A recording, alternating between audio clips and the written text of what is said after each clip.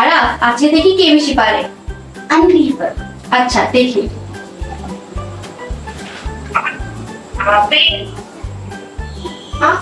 এটা কি বলো তো? আপেল।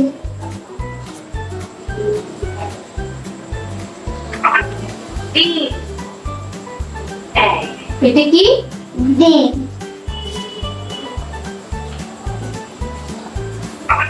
মুরগির মাংস, চিকেন, এটা কি? মুরগির মাংস।